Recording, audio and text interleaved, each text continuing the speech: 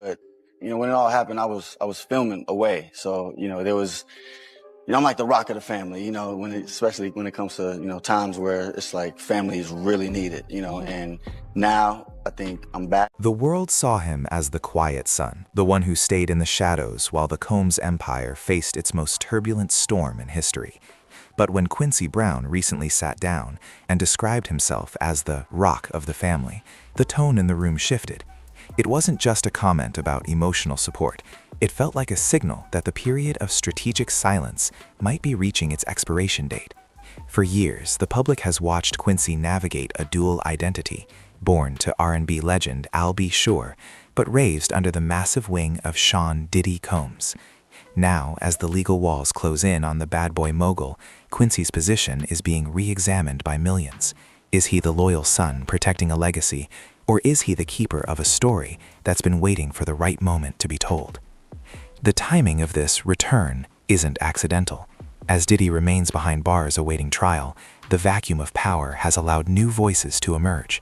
Rumors have begun to circulate, fueled by social media sleuths and industry insiders, that Quincy may finally be ready to step out from the rock role and into the role of a narrator. The question on everyone's mind is simple. Why now? I don't mean to be the super big brother dad, but this is nuts. I might record the whole ride. Might run out of storage. I forgot my license is in my knee. Oh, you need that. What'd you get? My license. And what do you need to drive? In the world of high-stakes entertainment, silence is rarely just quiet. It's a tactical pause. This specific silence has been heavy since 2018, the year the world lost Kim Porter. While the official reports filed the case away, the internet never truly closed the book. Now, the stakes have allegedly reached a boiling point with the mention of one specific name, Curtis 50 Cent Jackson. If the reports are accurate, we are looking at an alliance that no one in the bad boy camp could have predicted. 50 Cent has spent the better part of 2 decades as Diddy's most vocal antagonist, and his recent Netflix documentary, The Reckoning, proved he has the resources to pull back the curtain on the industry's darkest corners. But The Reckoning left fans wanting more. Critics and viewers alike pointed out that while the doc touched on the business dealings and the freak-offs, it barely scratched the surface of the Kim Porter timeline. This perceived gap created a vacuum of information that the public has been desperate to fill. If Quincy Brown, the man who lived through the private reality of Kim's final days, is indeed linking up with the industry's most fearless provocateur, it represents more than just a documentary. It's a complete reset of the narrative. It suggests that the official story was merely a placeholder, and the real timeline is about to be revealed by the only person who truly has the right to tell it. An enemy that has a position of influence in your child's life, and knowing that that person sends you notes and messages every now and then. If you don't do this, if you don't do that, that boy is dead. In an era where every celebrity grievances is aired out in 24-hour Instagram story cycles, Quincy Brown's restraint has been nothing short of surgical. While his brothers were spotted in the middle of the media circus, Quincy's digital footprint remained remarkably curated. He didn't engage with the trolls, he didn't post cryptic threats or emotional pleas for public sympathy. This clean move has led many to believe that he was being coached, not by a PR team, but by a deeper survival instinct. By staying out of the splash zone, as some commentators call it, he managed to preserve his personal brand even as the family name was being dragged through federal courtrooms. This separation is vital. It's why the public sees him differently. Unlike other associates who have been named in the growing list of lawsuits against Diddy, Quincy's record remains clear of public accusations. This makes him the perfect witness in the court of public opinion. He carries the weight of the family history without the baggage of the legal fallout. Analysts suggest that this controlled distance was a strategic necessity. If you're going to eventually tell a story that challenges the status quo, you have to make sure your own glass house is reinforced. His calm demeanor wasn't just a personality trait, it was a shield. But as the rumor of a Kim Porter documentary gains steam, that shield might be transforming into a sword. And Quincy's missing. Quincy's missing. Oh. And lastly, After he was questioned by the feds. after. I wouldn't be surprised if he was in witness protection. There is a profound irony in Quincy's own words about recording the whole ride. While he was referring to the chaotic energy of family life in that moment, the public has reinterpreted that sentiment as a metaphor for his entire existence within the Combs household. He was the observer, the older brother, who saw the rise, the peak, and the beginning of the end. With Diddy currently incarcerated, the dynamic of protection has shifted. For years, the theory was that Quincy stayed close to protect his younger sisters, Jessie and Delilah, acting as a buffer between them and the escalating legal drama surrounding their father. But now, the ride has reached a destination no one expected, a federal prison cell for the head of the household. This change in scenery has reportedly altered the power structure. Without the immediate presence of Diddy's influence, voices that were once muffled are starting to find their frequency. The mention of running out of storage hits differently when you consider the rumors that Kim Porter left behind her own records, diaries, tapes, or manuscripts that have long been the subject of internet lore. If Quincy is the one holding the storage, the industry isn't just looking at a documentary, they're looking at a vault being opened. The tension is no longer about what happened in the past, it's about what happens when the observer decides to become the reporter. A shocked and devastated Diddy spotted at the home where his ex suddenly and mysteriously died.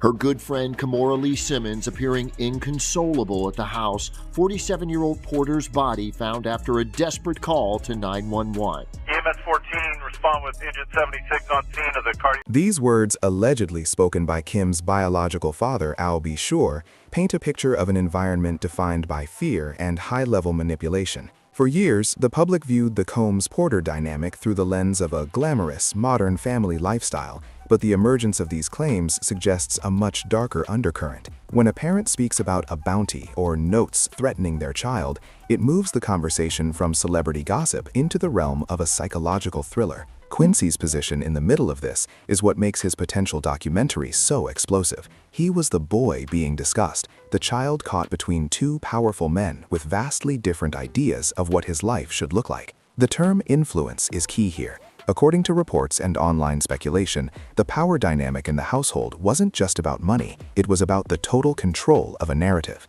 If Quincy is indeed collaborating with 50 Cent, he is effectively breaking a decade-long cycle of managed messaging. For the first time, we might see the perspective of the child who was reportedly used as a pawn in a larger game of industry chess. This isn't just about a mother's passing anymore. It's about the psychological toll of growing up in a world where your safety was allegedly leveraged against your father's silence. We know that Kim, and it's in the this is in the documentation, shout out the paperwork. He looked in the paperwork and it said Kim received a massage for about an hour when she's supposed to have full-blown pneumonia. Who gives somebody a massage when they got pneumonia? And do we know whether she used that baby oil or not for that massage? It makes you say, When news broke that Quincy had allegedly been questioned by federal authorities, the internet went into a frenzy, with some speculating that he had entered witness protection. While these claims remain unverified by official records, the very fact that the public arrived at that conclusion speaks to the level of danger people perceive surrounding this case. In the high-stakes world of federal investigations, missing doesn't always mean gone. It often means sequestered. The theory suggests that Quincy may have been moved out of the line of fire to preserve the integrity of his statements regarding the inner workings of the Combs household.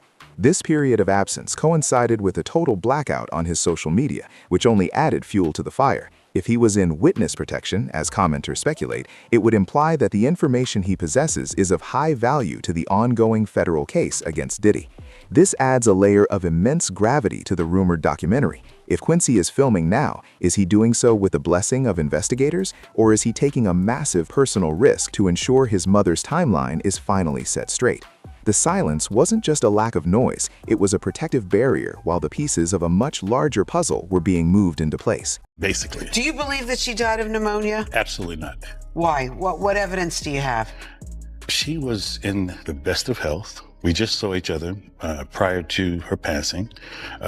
We were actually celebrating our son's new Netflix Christmas special, and she was doing just fine. In fact, we were all at the event together at Netflix in the lobby. Sean, myself, the children, you know, all having a great time, and I'm, you know, grabbing Sean like, what? And she's in the back going, stop. There's no, like I said, this is not marketing for me. I'm living this life. And So the only yes. reason I wanted to tell the story, Kurt, was very specifically because I was ignored. There was the most expensive PR campaign against me to shut me down. Are you concerned that he still has power outside of incarceration? Remember, I'm the only one who spoke up, and I'm the only one left alive. So this is not about a scared thing, you know.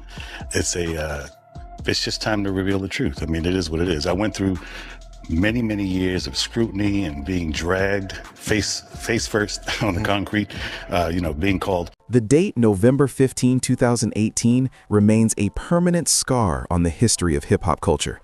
At only 47 years old, Kim Porter was the undisputed first lady of the bad boy era, a woman described as the glue that held a chaotic empire together.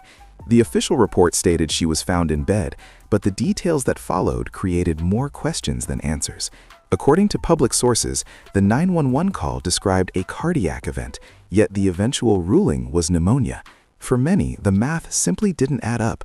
How does a healthy, vibrant woman with access to the world's best medical care succumb so suddenly to a condition that typically shows clear, progressive signs of distress? The shock mentioned in the clip wasn't just about her passing, it was about the speed of the narrative. Within hours, the house was swarmed by media, and within days, the natural causes story was being broadcast as the final word. But insiders have long whispered that the atmosphere at the home that day was one of confusion and intense management. If Quincy is revisiting this day in a documentary format, he is likely looking at the hours before that 911 call. He is looking at who was in the house, what was said, and why the rock of the family was at that specific moment reportedly filming away on a project that kept him at a distance. In that coma in 2022, you had the liver transplant, you had the tracheotomy, I mean, all that stuff that went on. Multi-system organ failure. Yeah, 60. Right. Have they figured out what happened yet? We will. No, I mean, have the doctors medically, like, what happened to you? Yeah, what happened? So, because you just collapsed, right? Yeah, so, you know, just mysteriously out of the blue, you know, which we do talk about in the book. Yeah. If you actually knew what they did to me, there was a bounty on my head, there was a bunch of stuff. So do you think specifically then that Sean Diddy Combs or people affiliated with him did something to you that caused you to have multi-organ failure? I believe this to be the case, yes. Absolutely. Wow. This is the detail that has kept internet sleuths awake for years: the massage. In the official coroner's report, there is a mention of Kim receiving a massage the night before she was found unresponsive.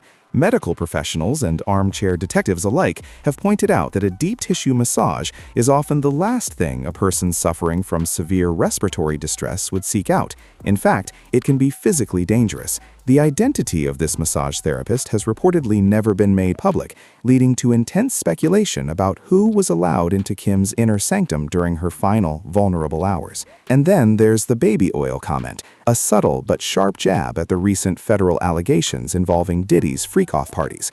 By linking the two, the public conversation has shifted from a medical tragedy to a potential industry cover-up. If Quincy and 50 Cent are shooting out the paperwork, as the clip suggests, they are likely looking for the names and signatures that have been redacted from the public eye. Who authorized that massage? Why was a sick woman not in a hospital? These aren't just questions for a documentary, they are the foundation of a potential legal reckoning. The trail of unanswered questions doesn't end at the bedside. It extends into the digital archives and the strange, conflicting accounts of what Kim may have left behind. While the official narrative suggests a closed case of natural illness, the internet has been fixated on the existence of a tell-all manuscript, a document that allegedly detailed the inner workings of her life within the empire. This speculation reached a fever pitch recently when a purported memoir titled Kim's Lost Words surfaced on major platforms, promising to reveal the secrets she couldn't say out loud. Though her children, including Quincy, were quick to denounce the book as a complete fabrication, the damage was already done. The public didn't just see a fake book, they saw a reason to keep digging. They wondered if the swiftness of the family's legal response was a move to protect her memory or a necessary step to prevent a more dangerous set of truths from leaking out. This creates a high-tension paradox for Quincy. On one hand, he is the guardian of his mother's legacy, fiercely protective of her image against those seeking to profit from her tragedy. On the other, his reported involvement with 50 Cent's upcoming project suggests that he believes there is a version of the story that hasn't been told. If the rumors of this new documentary are true, it implies a shift from defensive silence to offensive storytelling. The Rock of the family is no longer just holding the foundation, he's preparing to renovate the entire history of what we think we know. The weight of this transition is amplified by the presence of Albie Shore, whose own health crisis added a surreal, almost cinematic layer to the timeline. When Al collapsed and fell into a 2-month coma, the coincidence was too sharp for the public to ignore. He has since been vocal about his conviction that his medical emergency wasn't just a random stroke of bad luck, but a consequence of him being the only one left alive who was willing to speak up. Whether these claims are rooted in fact or are the reflections of a man who has survived a near-death experience, they have fundamentally altered how the audience views the stakes. People are no longer just looking for tea, they are looking for a pattern. As the legal proceedings against Diddy move towards a definitive trial, the cultural fallout is beginning to settle into a new shape.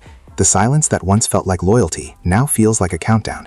We are watching a generation of children, led by Quincy, navigate the impossible task of honoring a father figure while reconciling the heavy, lingering questions about their mother's final days. The intersection of 50 Cent's relentless investigative style and Quincy's intimate lived experience could be the catalyst that finally breaks the seal on this era of hip-hop history. If this documentary moves forward, it won't just be about Kim Porter, it will be about the cost of silence in a world that demands everything.